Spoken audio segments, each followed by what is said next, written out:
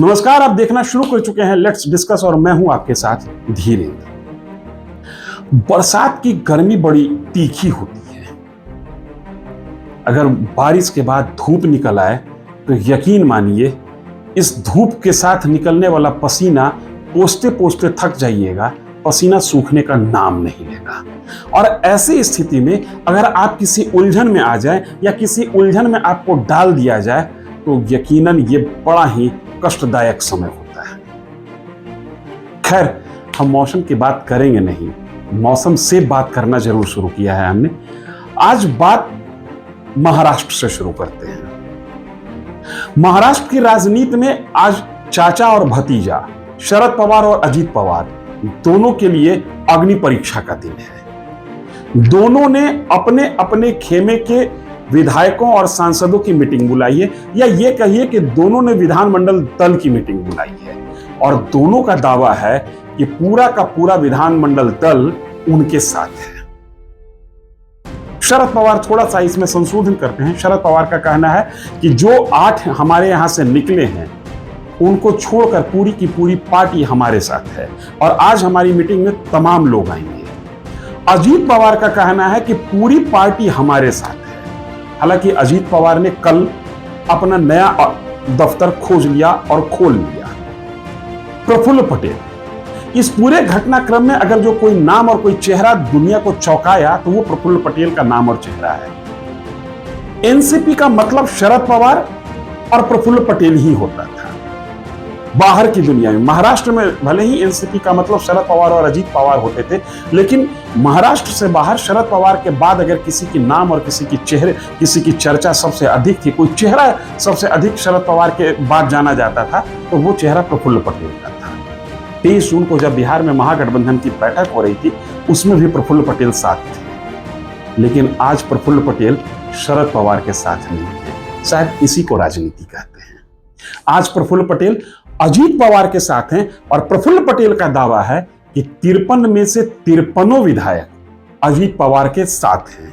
खैर, कौन किसके साथ है और कौन किसके साथ नहीं है ये दोपहर होते होते या कमोबेश शाम होते होते साफ हो जाएगा। महाराष्ट्र पर नजर हमारी ही नहीं, देश के तमाम राजनीतिक दिग्गजों की और पॉलिटिकल पंडितों की बनी।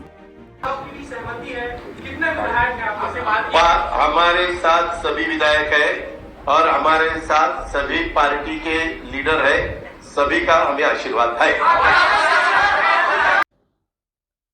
इसके अलावा एक बड़ा डेवलपमेंट राजस्थान में देखने को मिला।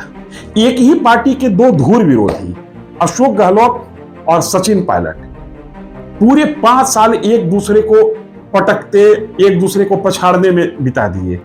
अब मुख्यमंत्री अशोक गहलोत ने संकेत दिया है कि हम सचिन पायलट के साथ समझौता करने के लिए तैयार हैं। ऐसा संकेत उन्होंने दिया है कि सचिन पायलट की मांग को सरकार मानेगी, सुनेगी। चुनाव नजदीक है, सचिन पायलट मान जाएंगे या नहीं मानेंगे ये एक अलग मसला है। अब आते हैं अपने प्रदेश में, बिहार, देश की राजनीति का एपिक सेंटर। बिहार में भी बड़ा दिलचस्प कुछ हो रहा है। कई बार ऐसा लगा कि पिछले 3-4 दिनों में कि सरकार पलट जाएगी, सरकार पलट जाएगी, सरकार पलट जाएगी और जदयू टूट जाएगी। लेकिन एक चाल ने तमाम चीजों का पासा पलट दिया। जैसे ही तेजस्वी यादव चार्जशीटेड होते हैं, थोड़ी थोड़ी तस्वीर साफ होने लगती है। 2 दिन पहले जदयू के राष्ट्रीय अध्यक्ष और बिहार के मुख्यमंत्री ललन सिंह की भी मुलाकात हुई है। इतना जरूर सभी लोग कह रहे हैं, मैं कहूं तो एक अलग बात है, पूरा बिहार का पॉलिटिकल पंडित, पूरे बिहार के राजनीतिक इस बात को कह रहे हैं कि जदयू में सब कुछ सामान्य नहीं चल रहा है। एक बड़ी घटना हुई, जदयू के एक राज्यसभा सांसद हैं हरिवंश, राज्यसभा में ये उपसभापति है। 2022 में जदयू जब एनडीए से बाहर हुई, ये कही कि बीजेपी को छोड़कर लालू यादव के साथ हुई, तब ऐसा माना जा रहा था कि हरिवंश उपसभापति पद पर से इस्तीफा दे देंगे। लेकिन हरिवंश ने ऐसा नहीं किया और ना ही ऐसा करने के लिए नीतीश कुमार ने हरिवंश को कहा। यही वो वजह है जिसके कारण प्रशांत किशोर, जो कभी नीतीश कुमार के लिए रणनीति बनाते थे और नीतीश कुमार के चाणक्य माने जाते थे, वो नीतीश कुमार पर हमलावर हैं। प्रशांत किशोर बार बार इस बात को कहते हैं कि नीतीश कुमार जहां से निकलते हैं वहां पुनः जाने के लिए एक दरवाजा खोलकर चलते हैं। याद कीजिए, नए पार्लियामेंट भवन का उद्घाटन हो रहा था और जदयू इस उद्घाटन के खिलाफ थी, इस पार्लियामेंट भवन के उद्घाटन के खिलाफ थी। बावजूद इसके हरिवंश उस कार्यक्रम में शामिल हुए और उपसभापति के हैसियत से अपना संबोधन भी किया। जदयू आक्रामक हो गई। जदयू के मुख्य प्रवक्ता ने क्या क्या नहीं कहा, लेकिन तमाम चीजों पर विराम लगा जब हरिवंश से मुख्यमंत्री से मिलने पटना आए।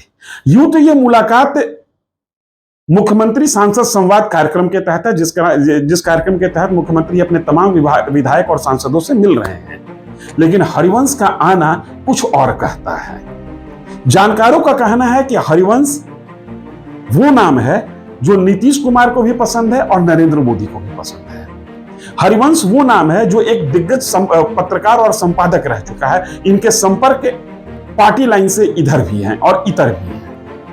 ऐसा माना जा रहा है कि हरिवंश के माध्यम से नीतीश कुमार शायद एक बार फिर बीजेपी के साथ हो लें। वैसे नीतीश की नाभि में है क्या, यह कहना बड़ा मुश्किल है। फिलहाल प्रशांत किशोर के इस आक्रामकता को समझिए कि राज्यसभा का उपसभापति कौन है? हरिवंश जी है। हरिवंश जी कौन है?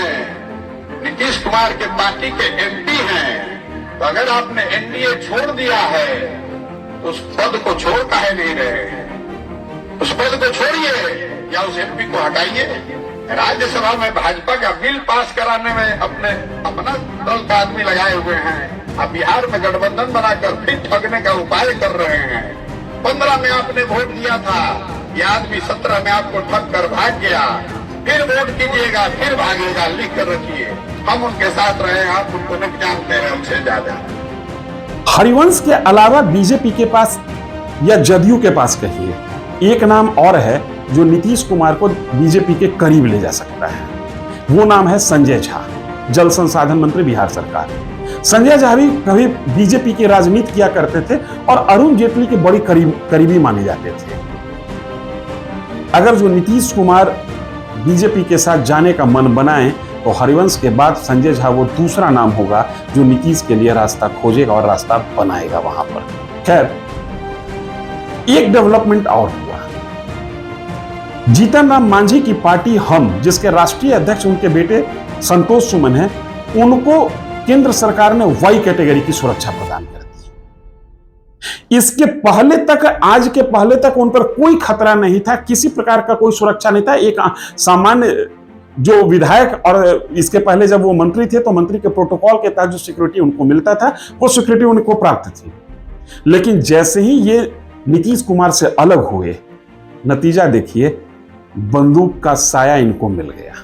इसके पहले मुकेश सहनी को बंदूक का साया दिया गया और उसके पहले उपेंद्र कुशवाहा को बंदूक का साया दिया गया। ये तमाम लोगों को, संतोष सुमन को वाई कैटेगरी की सुरक्षा दी गई है, मुकेश सहनी को वाई कैटेगरी की सुरक्षा दी गई है, उपेंद्र कुशवाहा को वाई प्लस कैटेगरी की सुरक्षा दी गई है और चिराग पासवान को जेड कैटेगरी की सुरक्षा दी गई है। अगर इन चारों नेताओं के सामाजिक कॉन्फ़िगरेशन को समझने की कोशिश करें तो संतोष सुमन और चिराग पासवान ये दोनों दलित चेहरे हैं। उपेंद्र कुशवाहा और मुकेश सहनी ये दोनों ओबीसी वर्ग से आते हैं और ये चारों आज किसी न किसी रूप में प्रत्यक्ष हो या अप्रत्यक्ष हो बीजेपी के साथ हैं। और बीजेपी इनको अपने साथ आने के बाद जो पहली सुख सुविधा मुहैया करा रही है वो है बंदूक का साया। शायद बीजेपी बिहार में अब बंदूक के आश्रय अपनी पैठ को बनाना और बढ़ाना चाहती है। चुनावी मौसम है, लोकसभा चुनाव नजदीक है, हो सकता है कि और भी कुछ लोगों को वाई कैटेगरी और जेड कैटेगरी का सुरक्षा मुहैया कराए, इसलिए कि जो बिहार में नीतीश खेमा से, या ये कहिए कि जो बिहार में महागठबंधन के खेमा से निकलकर बीजेपी के पास जाएगा, उसके पास, उसको बीजेपी के पास देने के लिए अभी इससे ज्यादा कुछ है नहीं। इसलिए मैं कह रहा हूं कि बिहार में बीजेपी बंदूक के आश्रय राजनीति कर रही है। ये देखिए, ये राजनीति वोट में कितना तब्दील होता है ये तो वक्त बताएगा, लेकिन अभी राजनीति बंदूक के आश्रय बढ़ती हुई दिख रही है, ये सच है। आप बने रहिए हमारे इस चैनल के साथ और लाइक और सब्सक्राइब करना ना भूलें। हम हर दिन एक नई पॉलिटिकल कहानी को, इनसाइड स्टोरी को आपके साथ साझा करते रहेंगे। धन्यवाद।